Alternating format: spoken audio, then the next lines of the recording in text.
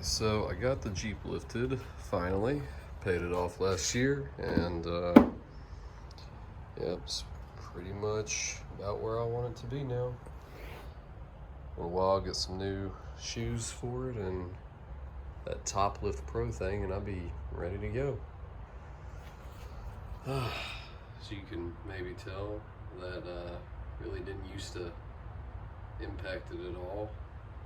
And now it's laying on top of it.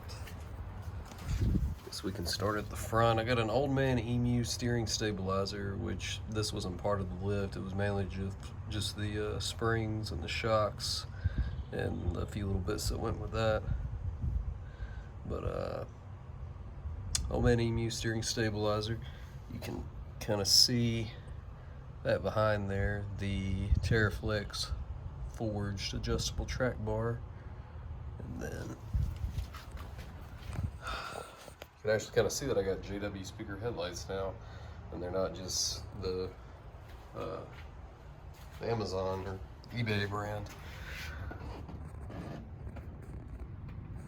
And then you can get a better look at the front shock here. It's the Sport Nitrocharger Old Man Emu shock absorber with the Old Man Emu coil spring. It's the 2 1/4 inch heavy load suspension, so it's meant to take the load of the bumpers and all the extra equipment that I carry in here when we're out camping and whatnot.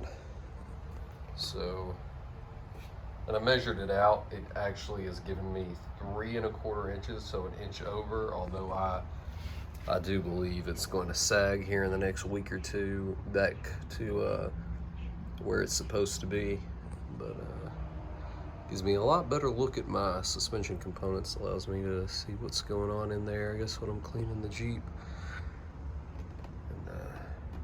And right here you can see I got all 8 TeraFlex Sport control arms, all uppers, all lowers, at all corners, so that'll help get the axle and the wheels all where they need to be, centered up in the wheel well, combined with the track bars.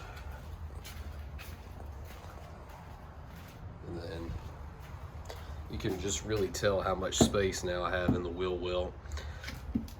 Definitely going to be able to fit the 33s I want to go in here. So anybody that's getting some new wheels and tires for their JL, especially if they just bought them and I was looking to get rid of them, I would happily buy them off you for a fair price.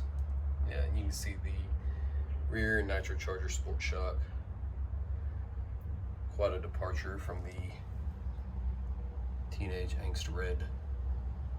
Used to be under here, and then the TeraFlex forged rear adjustable track bar is up under there.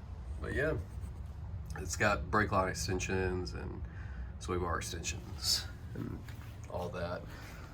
I actually moved the rears lever moved up to the front, and then the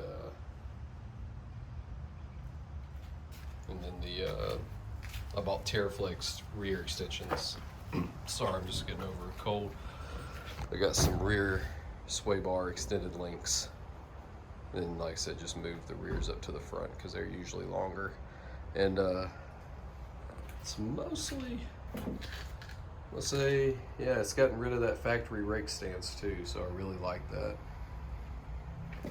It's a lot more appealing, and it gave me really just the perfect amount of lift I want to go with.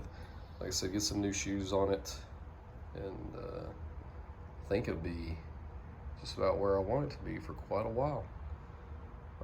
Now that it's paid off, we get a little bit more ability to kind of customize and do what we want.